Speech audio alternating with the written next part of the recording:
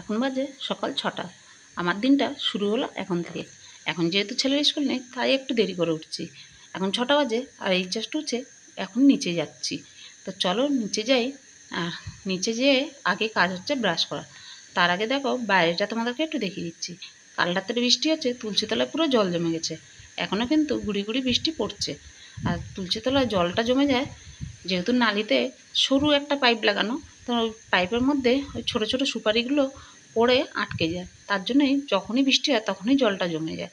তখন দেখো নালির মুখটা লাঠি দিয়ে একটু খুঁচিয়ে দিলাম, জলটা বেরোচ্ছে। আর এই যে গেটের সামনের জায়গাটা নিচু হয়ে যাওয়াতে এখানেও সব জলগুলো আটকে গেছে। তো ঝাঁটা দিয়ে জলগুলো আমি এই পারে করে নিচ্ছি, তাহলে গেটের সামনে জলটা আর থাকবে না। যতক্ষণে তুলসীতলা থেকে জলগুলো বেরোবে ততক্ষণে আমার বাসনগুলো মাজা হয়ে যাবে। ওখানে দাঁড়িয়ে থাকলে আমার অনেকটা সময় ক্ষয় হবে। কম করে ওখান থেকে জল বেরোতে 15 মিনিট লাগবে, ততক্ষণে আমার বাসনগুলো মাজা শেষ হয়ে যাবে। হ্যাঁ দেখো বাসনগুলো আমি আগে ধুয়ে নিলাম। বাসনগুলো আগে ধুয়ে নিয়ে তারপর হচ্ছে বাসনগুলো মাজছি। বাসনের মধ্যে ডাল তরকারিগুলো লেগে থাকলে একদমই ভালো লাগে না। সে বাসন মাজতে গেলে গা শিরশির করে, আমার জানি কেমন গাটা শিরশির করে। ডাল তরকারি ছাড়া সহ মাজলে এঁটো কেটেও লেগে থাকলে একদমই ভালো লাগে না। আর বাসন কোসন পরিষ্কার হয় না, একটা গন্ধও থেকে যায়। বাসি বাসন রেখে দিলে দেখবে এমনিতেও একটা গন্ধ থেকে যায়। এরপরে দেখো আমি বাসনগুলো কাপড় দিয়ে ভালো করে ঘষে ঘষে ধুয়ে নিচ্ছি। কেন বলো তো? নাহলে বাসনে একটা সাবানের সাদা সাদা দাগ হয়ে যায়। সার্ফ দিয়ে মাজলে বাসনে কিন্তু সাদা সাদা দাগ হয় না, সাবান দিয়ে মাজলে একটা দাগ কিন্তু হয়েই যায়, শুকিয়ে যাওয়ার পরে বোঝা যায়। আর খাবার দেওয়ার সময় যদি পাতের মধ্যে এরকম সাদা দাগ দেখা যায় তখন কিন্তু আর খেতে ইচ্ছা করে না। এই জন্যে আমি সবসময় কাপড় দিয়ে বাসনগুলো ধুয়ে নিই। একটা মেয়ের বিয়ের পরে ইচ্ছেগুলো পাল্টে যায়। ইচ্ছেগুলো পাল্টে যায় বলতে সংসারের চাপে পড়লে সবারই ইচ্ছে পাল্টে যায়। বিয়ের আগে আমরা যে যার মন মর্জি মতন যা খুশি করতে পারতাম, তো বিয়ের পরে সেটা পাই না। সংসারের আয় উন্নতির কথা চিন্তা করে নিজেদের ইচ্ছেগুলো দমিয়ে ফেলতে হয়। যেমন ধরো আগে বাপের বাড়িতে বিয়ের আগে কোনো কিছু সংসারের চিন্তা ছিল না। কোথার থেকে টাকা আসছে, কিভাবে ইনকাম হচ্ছে, এগুলো কিন্তু আমাদের চিন্তা ছিল না। আমাদের কোনো জিনিস লাগলে বাবা মার কাছে বায়না করতাম, আমাদেরকে টাকা দিতেই হবে। কিন্তু এখন 2 টাকা খরচা করতে গেলেও 1000বার চিন্তা করি এই টাকাটা খরচা করা উচিত কি উচিত না, এই টাকাটা খরচা করলে ঠিক হবে কি হবে না, না এই টাকাটা রেখে দিলে হয়তো অন্য কোনো কাজে আমরা লাগাতে পারবো। এর জন্যই বলি যে মেয়েদের ইচ্ছাগুলো দমিয়ে ফেলতে হয়। সংসারের চাপ পড়লে আমার ঠাকমা বলতো, যখন সংসার করবি তখন বুঝবি। আর আমার ঠাকমা আর একটা কথাও বলতো সঙ্গে, ঘাড়ে যখন পড়বে বোঝা তখন ভাত ছেড়ে আমানি বোঝা। মানে আমার ঠাকমা বলতো যে ঘাড়ে যখন বোঝা পড়বে তখন ভাত কেন, পান্তার জলটা থাকলে ওটাকে আমাদের গ্রামের দিকে আমানি বলে, তো পান্তার জলটা থাকলে সেটাও খেতে পারবি, তখন আর পান্তা খুঁজবি না, তখন জলটা খেয়েও দিন কাটিয়ে দিতে পারবি। এই জন্যই আমার ঠাকুমা বলতো যে ঘাড়ে যখন পড়ে বোঝা ভাত ছেড়ে আমানি গজা। তো যাই হোক, তারপরে দেখো আমি স্নান টান করে চলে আসলাম। এখন হচ্ছে একটু স্কিন কেয়ার করে নিচ্ছি। স্কিন কেয়ার বলতে আমি সেইভাবে কোনো স্কিন কেয়ার করি না। এখন একটু টোনারটা লাগিয়ে দিলাম। অনেক দিন, এর আগের দিন বলেছিলাম তোমাদেরকে যে অনেক দিন হয়ে গেছে টোনারটা নিয়ে এসেছি, ব্যবহার করি না। এখন কদিন ধরে রোজ সকালে স্নান টান করে একটু টোনারটা লাগিয়ে নিই, তারপরে একটু ময়েশ্চারাইজার লাগিয়ে নিই। যেদিন ইচ্ছা হয় সেদিন ময়েশ্চারাইজারটা লাগাই, না ইচ্ছা হলে লাগাই না। আমি ল্যাকমির পিচ ময়েশ্চারাইজারটাই লাগাই। তো টোনারটা শুকিয়ে যাওয়ার পরে একটু ময়েশ্চারাইজারটা লাগিয়ে নিচ্ছি। এই হচ্ছে আমার সকালে স্কিন কেয়ার। সারাদিন আর কিছু লাগানো হয় না মুখে। যেদিন ইচ্ছা হয় সেদিন একটু রাত্রিরে লাগাই, না ইচ্ছা হলে লাগাই না। জল দিয়ে এমনি মুখটা ধুয়ে শুয়ে পড়ি। কিন্তু একটু করে না রাত্রে কোনো তেল বা ক্রিম লাগিয়ে শুলে মুখটা সকালে ঘুম থেকে উঠলে কিন্তু একদমই অন্যরকম লাগে। যাই হোক, এরপরে নিচে এসে দেখো চা করে নিয়েছি। আর কালকে রাত্রে রুটি ছিল, সেটা তোমাদের দাদাকে সেঁকে দিয়েছিলাম। ও সেই রুটিটা খেয়ে চলে গেল, টিফিন নেয়নি। আর আমরা মুড়ি দিয়ে চা খেলাম। আর বাবাইকে এখানে দিয়ে দিলাম ভাত। বাবাই বলল খিদে পেয়ে গেছে, তো কালকে রাত্রে আলুর তরকারি ছিল, রুটি দিয়ে খেয়েছিল, সেই তরকারি দিয়ে আর পাঁপড় দিয়েও ভাত খেয়ে নিচ্ছে। তা চলো এখন হচ্ছে আমি বাকি রান্নাবান্না কমপ্লিট করে নিই। আমার রান্না কমপ্লিট হয়ে গেছে। আর আজকে রান্না করছি হচ্ছে যেখানে সোয়াবিন আলুর তরকারি করেছি, এখানে হচ্ছে এই যে দেখো করলা আলু ভাজা করেছি, আর পুঁই শাক ডাঁটা ভাজা করেছি, আর হলো এখানে চিচিঙ্গে ভাজা, আর এখানে আছে ডাল, এই যে মসুরির ডাল পাতলা করে। তো এই হচ্ছে আজকে দুপুরের মেনু। তো এই যে দেখো বন্ধুরা এখন বাজে দুপুর 1টা। আমার সব আমার সব কাজ কমপ্লিট হয়ে গেল। তাই এখানে কালকে কিছুটা ভাত ছিল, মুরগিকে দিয়ে দেবো। আজকে আর ভাতটা ভাতের মধ্যে মিশালাম না। একবার ভাবছিলাম যে ভাত দিলে আমি পান্তা ভাত খেয়ে নেবো, আবার ইচ্ছাও করলো না। দূর পান্তা ভাত খাবো, পান্তা ভাত খেতে গেলে একটু আলু ভাজা বা আলু সিদ্ধ না হলে ভালো লাগে না। তাই ওই জন্য আর খেলাম না। না আবার আলু সিদ্ধ বা আলু ভাজা করবো, ওই জন্য আর করলাম না, আর খেলাম না। মুরগিকে দিয়ে দিই। আর মুরগিগুলোকেও মাঝে মাঝে একটু ভাতটা দিতে লাগে, কেন বলতো, যেহেতু দেশি মুরগি কটা আছে, দেশি মুরগিকে একটু দিতে লাগে। কেননা না হলে কী হয় বলো তো, ওরা জিএসটি মুরগি খাবার খেতে খেতে জিএসটি মুরগির মতনই হয়ে যায়। সেই জন্য একটুখানি ভাত ওদেরকে মাঝে মধ্যে দিতেই লাগে। তাই আমি হচ্ছে একটু ভাতটা দিয়ে দিই। এতগুলো ওদেরকে দিব না, ভাত কটা ছোটো বাচ্চাগুলোকেও দিয়ে দিই। ছোটো বাচ্চাগুলো ভাবে জলও নেই, ওদেরকে জলও দিতে হবে। চলো আমি ওদেরকে ভাতটা জলটা দিয়ে দিই। তো আমি আরেকটা জিনিস দেখিনি, এই যে আমার ড্রাগন ফুলে দেখো ফুল এসছে, এই যে ড্রাগনে ফুল এসছে, কিন্তু কী অবস্থা বলো তো, দাঁড়াও আরও দেখাই। এই যে এখানে এসছে 3টে, দেখো এই যে একটা, আর এখানে আছে 2টো, এই যে দেখতে পাচ্ছ 2টো। তো কী বলো তো, এগুলো থাকবে কি না তাও আমি জানি না।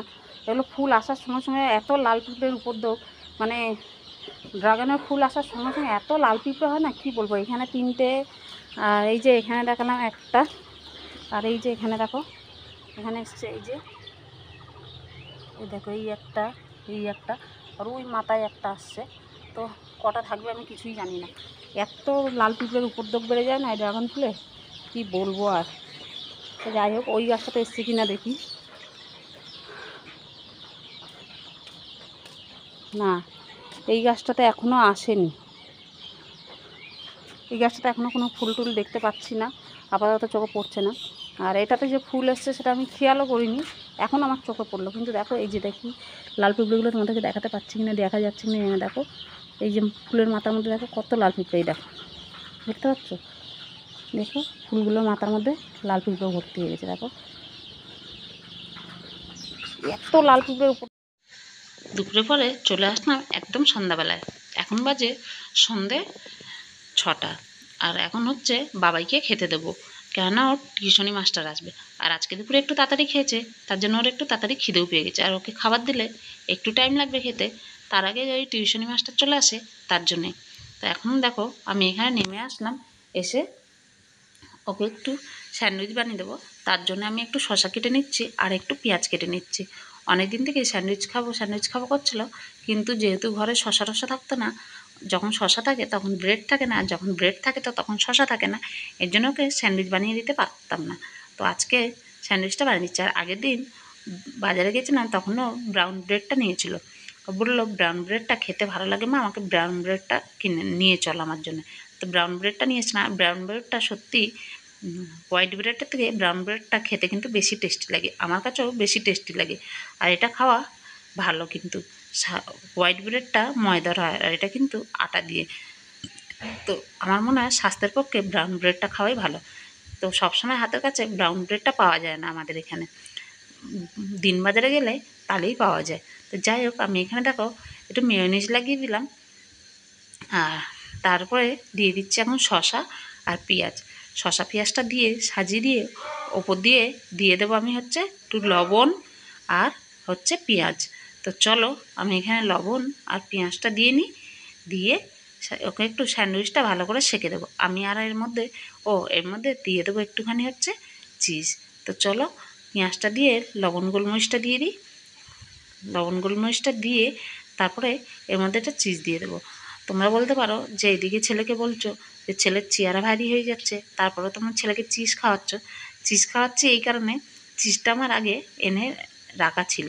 তো চিজটা না দিলে নষ্ট হয়ে যাবে, তো তার জন্য হচ্ছে আমি চিজটা দিই। আমি বললাম কটা চিজ আছে দিয়ে দিই, আর চিজটি জানবো না। আর আমি বেশি দেবো না, একটা ছোট্ট চিজ কিউব নিয়ে সবগুলোর মধ্যে একটু একটু করে দেবো। দেখো আমি কিন্তু বেশি দিচ্ছি না, একটু একটু করে সবগুলো চিজ কিউবের মধ্যে দিয়ে আমি ওকে শিখে দেবো। যদিও ওর ওয়েটটা বেশি হয়ে যাচ্ছে, কিন্তু ওই যে বললাম না আগের থেকে আনা ছিল তো নষ্ট হবে, ওই জন্য ওকে দিয়ে দিচ্ছি। এরপরে এখন আর কোনো চিজ টিজ কিছুই আনবো না আমি বাড়িতে। তো চলো পাউডারটা ওকে সেঁকে দিয়ে এখন হচ্ছে ভালো করে আমি একটু আর এক পিঠ করে লাগিয়ে দেব, মানে ব্রেডের আর একটা করে মেয়োনিজ লাগিয়ে ওপর দিয়ে দিয়ে দেবো। একটা করে ব্রেডের মেয়োনিজ লাগিয়ে পেঁয়াজগুলো দিয়েছিলাম, আর একটা করে দিয়ে ওপর দিয়ে ঢেকে দিলাম। দিয়ে এখন একটু এপিট ওপিট করে সেঁকে নেব যতক্ষণ না চিজটা মেল্ট হয়ে যাচ্ছে। চিজটা মেল্ট হয়ে গেলেই আমি নামিয়ে নেব। তো চলো পাউরুটিগুলো এখন এপিট ওপিট করে একটু হালকা করে সেঁকে নিই। তো চলো, আর এখানে আমি ভয়েস দিতে বসছি, এখন দিচ্ছে সুন্দর একটা ঠান্ডা ঠান্ডা হাওয়া, আর সঙ্গে পড়ছে বৃষ্টি।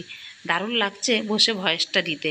তো চলো, এই যে দেখো আমার পাউরুটিগুলো ছেঁকা হয়ে গেছে, আর এইভাবে ওকে কেটে দিয়ে দিলাম। তো খেয়ে নিক, এখনই টিউশনি মাস্টার চলে আসবে। এরপরে আবার আসলাম রান্নাঘরে, এখন বসাবো চা। তো তোমাদের দাদা একটু দেরি করে ভাত খেয়েছিল, আজকে একটু তাড়াতাড়ি চলে এসেছিলো। তো ভাত খাওয়ার পরে আমি বললাম এখন চা খাবে নাকি, বললো হ্যাঁ খাবো। তো তার জন্য এখানে চা বসিয়ে দিচ্ছি, আর আজকে আমি করবো লাল চা, দুধ চা করবোই না।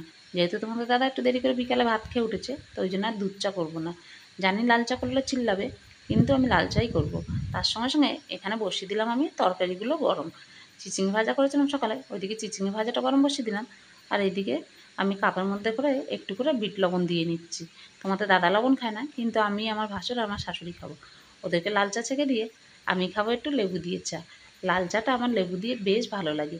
তো কে খাবে না খাবে, ওই জন্য আমি শুধু নিজের জন্য করলাম। আর এদিকে সোয়াবিনের তরকারিটা বসিয়ে দিলাম। তো চলো, আমার এদিকে চাও রেডি হয়ে গেছে, আর সোয়াবিনের তরকারিটা গরম করে নিই।